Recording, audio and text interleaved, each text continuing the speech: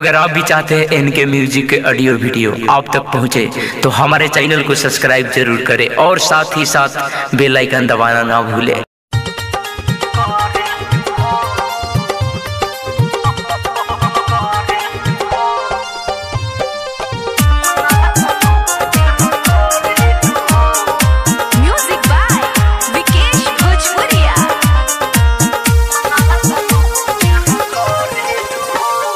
जबी जवानी भइल पानी पानी काहे अकेले भरेलु हो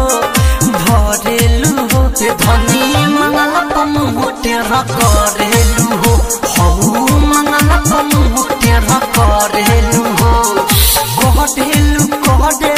कहडेलु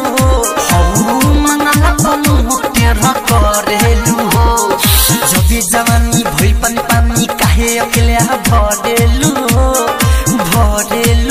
ते धनी मंगल पम होटे करेलु हो हऊ मंगल पम होटे करेलु हो कहडेलु हऊ मंगल पम होटे करेलु हो। डीजे विकास रीगा सीतामढ़ी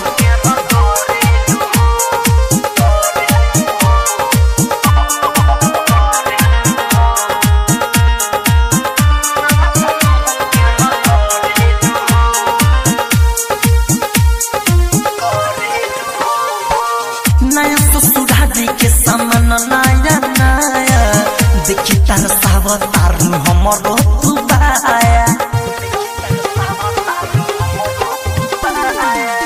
नया ससुराजी के सामन नया नया देखी तार सावतार हमरो तू बाया भविनु त जतनी बहिया में आज काहे तमा तू गद बेर करेलु ते धनी मंगल पम काहे तेर करेलु हऊ मंगल पम काहे तेर करेलु।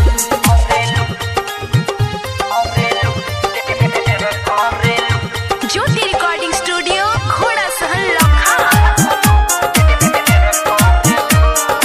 म्यूजिक बाय विकेश भोजपुरिया।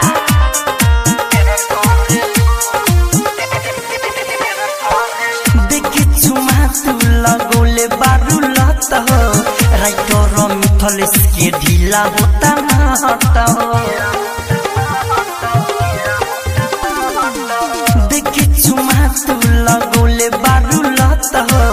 और न धीरज के ढीला होता महता अंकित केला नहीं करत झमेला काहे ओइसन तू हत फेर करेलु ते धनी मंगल पम काहे तेर करेलु हऊ मंगल पम काहे तेर करेलु